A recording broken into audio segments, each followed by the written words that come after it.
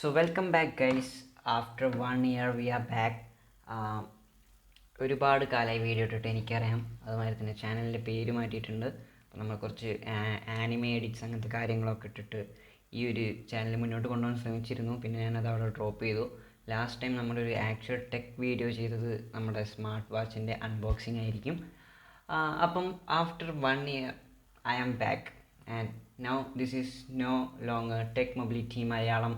It's just my name Akshay KA.